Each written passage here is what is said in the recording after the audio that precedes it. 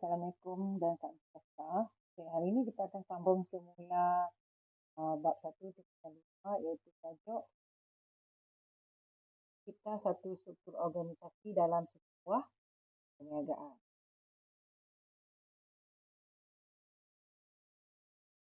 Okay. Struktur organisasi dalam sebuah perniagaan ini menunjukkan cara pembahagian setiap tugas dan tanggungjawab dalam kalangan pekerja.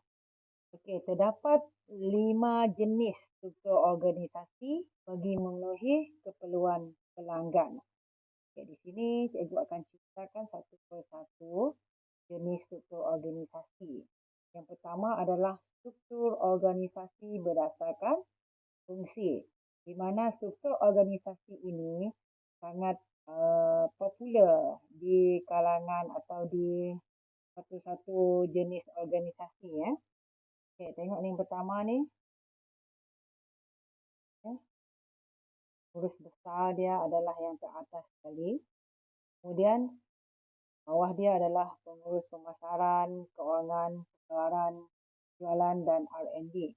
Di mana bahagian bawah ini diletakkan mengikut kepakaran masing-masing.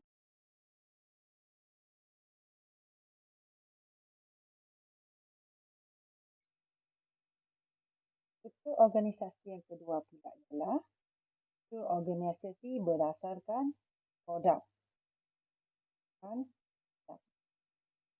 Struktur organisasi berdasarkan produk, iaitu perniagaan berskala besar dia mengeluarkan produk yang banyak dan pelbagai. Jadi dia memerlukan struktur organisasi yang berdasarkan produk. Okey, bahagian ini diwujudkan bagi menyelaraskan operasi perkhidmatan yang berkaitan. Kerana individu bekerja mengikut pengalaman, pengetahuan, kemahiran dan kepakaran dalam menghasilkan sesuatu produk. Okey, maksud yang pertama sekali adalah dia mesti pengurus besar yang paling atas sekali, dan diikuti oleh pengurus bahagian produk X, produk Y, pengurus produk Z dan pengurus produk P dan seterusnya pengurus produk ST. Contohnya dekat Malaysia ni produk yang banyak mengeluarkan barangan pelbagai ialah seperti Nestle dan banyak lagi jenama-jenama yang mengeluarkan produk besar. Okey, struktur organisasi yang seterusnya adalah berdasarkan geografi dan wilayah, di mana ia diwujudkan berdasarkan kawasan pasaran yang menjadi fokus syarikat. Struktur organisasi ini adalah memerlukan sejumlah kaki tangan yang besar di ibu pejabat bagi menyelaraskan jabatan, unit di bahagian dan pelbagai wilayah. Okey, kita tengok di sini yang pertama yang terbesar sekali adalah pengurus besar. Kemudian pengurus besar ni dia akan menagihkan tugas-tugas kepada pengurus wilayah Sarawak. Kemudian dia hantar kepada pengurus wilayah Sabah, pengurus wilayah Utara, pengurus wilayah Selatan dan pengurus wilayah Timur. Ini adalah tujuan dia untuk memudahkan pengurus besar ini mengagihkan barang-barangan mengikut wilayah-wilayah tertentu. Struktur organisasi berdasarkan pelanggan.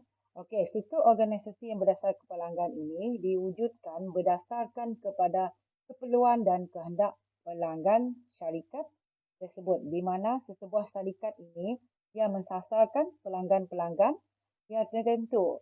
Biasanya wujud dalam organisasi yang menawarkan perkhidmatan, di mana penempatan pekerja ini bergantung kepada kepakaran mengikut jenis perkhidmatan yang ditawarkan kepada pelanggan. Okey, kita tengok contoh gambar di sini. Okey, yang pertama, semestinya pengurus besar adalah yang teratas sekali. Kemudian diikuti dengan pelanggan A. Contohnya perkhidmatan di kaunter.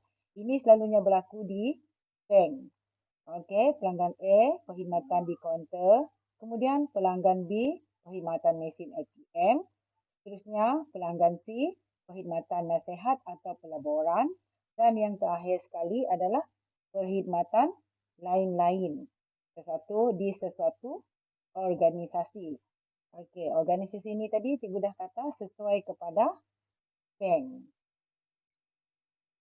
Okey, struktur yang terakhir sekali adalah struktur organisasi berdasarkan metrik. Di mana struktur organisasi berdasarkan metrik itu adalah gabungan antara struktur organisasi fungsi dengan struktur organisasi mengikut produk. Di mana struktur organisasi ini juga dikenali sebagai sistem berbilang arahan. Okey, ini contoh struktur organisasi dia. Okey, yang pertama pengurus besar. Ini kita lihat ni adalah sama seperti pengurusan ataupun struktur organisasi berdasarkan fungsi. Mana pengarah projek, pengarah operasi, pengarah kewangan, pengarah reka bentuk, dia ada tugas masing-masing. Mana pengarah projek ni dia ikut jenis projek yang akan diselesaikan. Dan yang terakhir sekali adalah pengarah sumber manusia yang terdapat dalam struktur organisasi metrik ini.